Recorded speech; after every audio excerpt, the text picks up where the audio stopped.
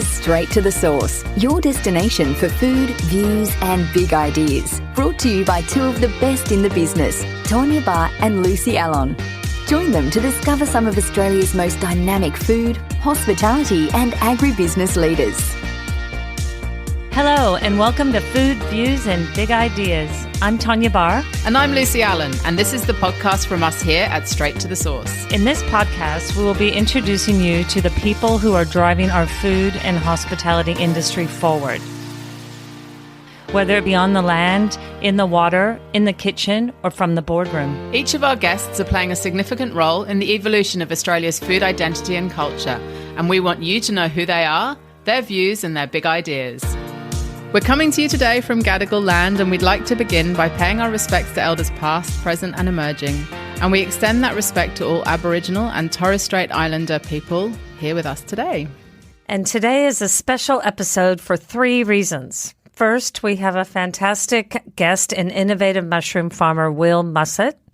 Second, this is episode 20, the final episode in our first series of Food, Views and Big Ideas.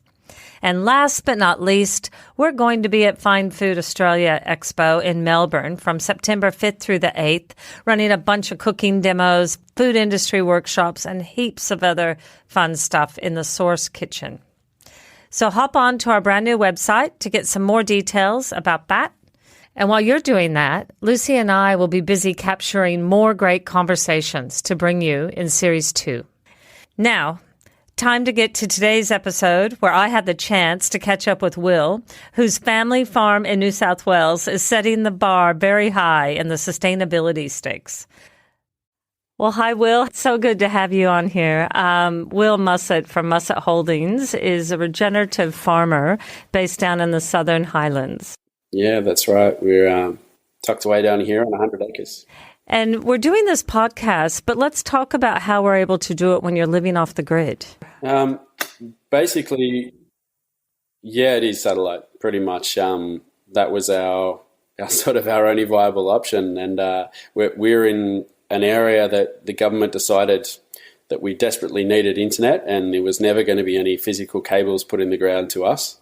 So they actually paid for us to get a satellite dish, which was great. Awesome. Can you tell us about your regenerative farm in the Southern Highlands? Sure. So our journey started with our pastured eggmobiles. We use them to rotate around the paddocks and kickstart the biology that just wasn't there after the old owners who run a large-scale cattle stud had sort of left things in a bit of disrepair. So on the front page of the Herald today, it said that there was an egg shortage. Yeah, I've seen lots of articles relating to that at the moment. There's a lot of things that go into what happens in the egg industry, and there's a lot of political stuff, there's a lot of environmental stuff, there's lots of game playing. At the end of the day, even though we are, and there are a lot of us now who are classed as pastured and using chickens to regenerate their farms, even though we are in a completely separate sort of area to your standard cage or barn raised, where unfortunately those guys still control the majority of the market. So we're all subject to changes that they sort of kickstart, which is a little bit frustrating, but that's okay. Well, on your farm right now, you have your pasture-raised eggs, you have your raw honey, you've got your oyster mushrooms and gourmet mushrooms. That's right. Am I missing anything? No. We do have other animals. We have sheep and goats. But they're not really part of the business. They're actually there for the regenerating side of the farm. So we use those animals to go into areas of the farm that I can't take the chicken caravans because of terrain or, it's mostly terrain. Well, let's start by talking about ethical farming. I've heard you mention that quite a few times. And what does that mean to you? Look, ethical farming's the way I see it is diversity creates stability in farming. There's no way we would ever be a farm that just has laying hens. That's not regenerative. That's mass scale. If you can't offset that by, letting other enterprises do what they need to do to help that regenerating process, then it's just one leg to a table. But it also means that you're caught making decisions that you might not want to make. If things get difficult, you might have to compromise because that is your only avenue of income. So ethical farming for me is having multiple legs to the table. So if things get difficult with the chickens, I don't have to compromise. I don't have to bring in chemicals that would then stabilize that arm of the farm. I can let them wind down if I need to, and I can let the mushrooms and the honey and some vegetables, I can let them pick up the slack that the chickens make. So I don't have to make a decision that means that I would need to step in and use nasty chemicals on the chickens, or vice versa with the mushrooms or the bees. It allows me to continue without chemicals, continue regenerating, and if one side of the business needs to slow down for whatever reason, it can. You're really going with the ebb and flow of nature. Isn't that the idea? That's right. And for example, with the chickens, it means, if it does come time, that they need to have a break because of molting or because of the weather, I'm not going to get out there and try and force them to lay more eggs. It's not the way it works. So how long have you had the farm? We've had this property for about 6 years now. And it's you and your wife and children? Yeah, no, we're all working on the farm, including the children, as much as they complain. Did you and your wife grow up on a property? No, we didn't.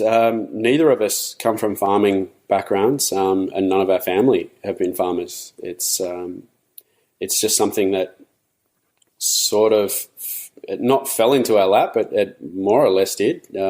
We bought the property, about 6 years ago, and we didn't intend to become farmers. We just knew that we wanted space to experiment, to try different things, to teach the children on an outdoor lifestyle. And all of our farming enterprises have more or less been suggested to us. And it's something that we've thought, we'll have a go at that. And things have just always progressed from there. So you weren't accidental farmers. You were more intentional. We were intentional farmers, just not necessarily intentional egg, mushroom, or honey farmers. The chickens literally came as a suggestion from a friend who was already a farmer, and he had an organic cattle farm, and he had this old chicken caravan, and he said, I love having the chickens and I need the eggs when I go to farmers markets, but I don't have time to look after them. Can you take it on? And he said, I'll buy every egg you produce and see how we go. So we did that, and we had 50 that went. Now we've got 1,500. So who is your customer? Who is my customer? I guess they're all different depending on the kinds of products that we produce. Our eggs are mostly families, households. There is some restaurants and cafes, but from the first time we started producing eggs, we knew that we didn't really want to go out and find a lot of restaurants and cafes and wholesalers. We went straight for home deliveries around the Southern Highlands. And it's just exploded from there. Now we've got a really good customer base. Is it the same for the gourmet mushrooms as well? No. We do. They are included in our home delivery service, but by volume, most of them go to restaurants and cafes. And what about the honey? Honey's a bit of both. Honey, we do have quite a few retailers that are really been supporting us a lot, but a lot of it does go direct to homes as well. But you've introduced the native beehives to the property, have you? No, it's not native beehives. They're traditional Langstroth hives. That's native honey because they're feeding on native plants. Got it. Okay. Yeah, not native bees. Thank you for clarifying that, because that's an important issue to clarify, isn't it? Yeah, there's a bit of a difference there, yeah. So how many hives do you have right now on the property? It's 40. Okay. And is that something you're going to continue to grow? I don't think unless we do a lot of planting, more or less the amount of flowers and available food for the bees, 40 is about the right number at the moment. Any more, and I'd probably have to start feeding them sugar water or supplements. And I'd rather not do that. I'd rather just, like I was saying before about ethical farming, like we've had, a couple of really bad honey producing years. And for us from a business, although we do sell honey, that's okay. If it means for 2 years I'm harvesting very little, I'm fine with that. I have no problem. I'm happy to leave them there and leave them be and let them recover themselves. And then when there's honey available, fantastic.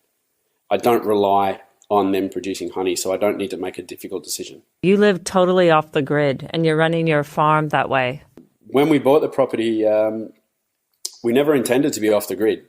It's just the position that we knew we wanted to start our infrastructure was so far away from mains power that it was completely unviable for us to be grid connected. So at that time it was a difficult decision, but now I realise that it really wasn't. We chose to go off grid at that point.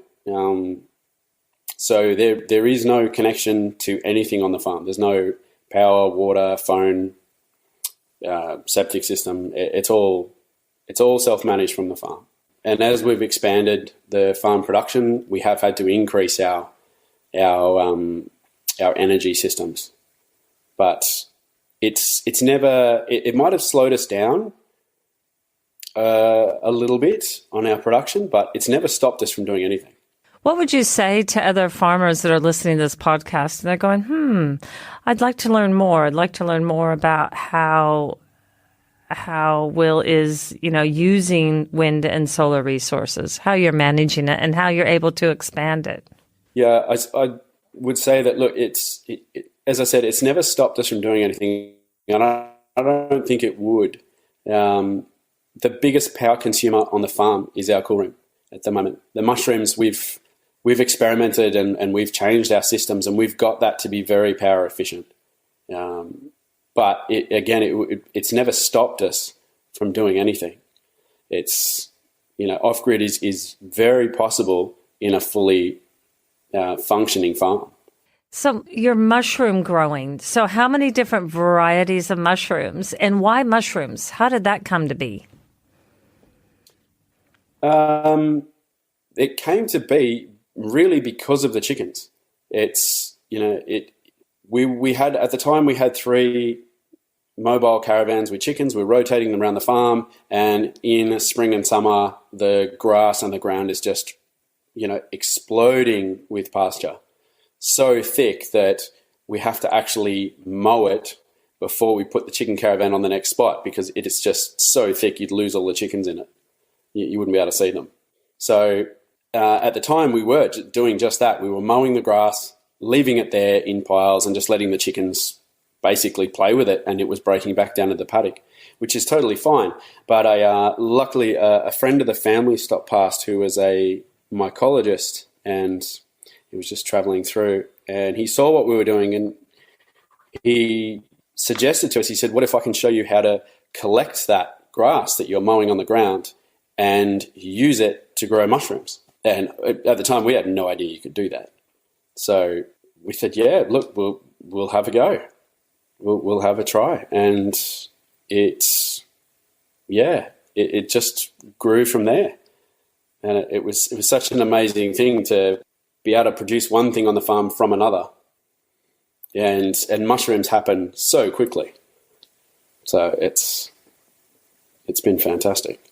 It's actually been fantastic to see your name pop up on more and more menus as well. So I imagine when you first started growing your mushrooms, how did you get them in the hands of chefs and hospitality? We did already have a sort of foot in the door in that area with the eggs. Not that we were supplying a lot to Sydney, but it did sort of help us get started.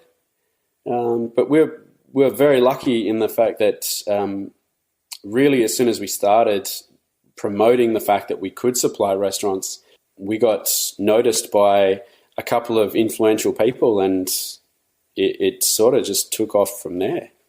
I think it's possibly a good chunk of right place, right time. So how have attitudes changed and perceptions, I guess, since you've been farming regeneratively and off the grid? Like, have the attitudes changed over the last 6 years from a consumer's perspective, or even from chefs? Yeah, I'd say so. We are seeing more and more people actually come looking for people, farming the way we are. And there are a number of us now, which is fantastic. And there seem to be, and more people are interested. We are getting a lot of calls to say, hey, we want to set something up. Can we come and have a look? And that is fantastic.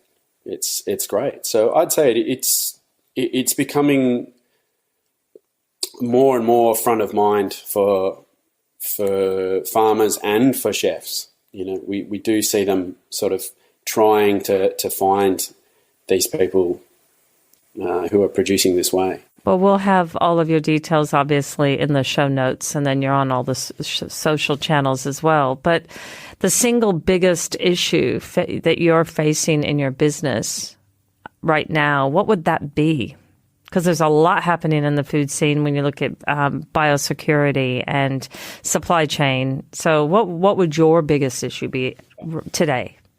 I see our biggest issue today at the moment as wastage is all the rooms. It's a big part of what you need to do as part of producing mushrooms involves plastic.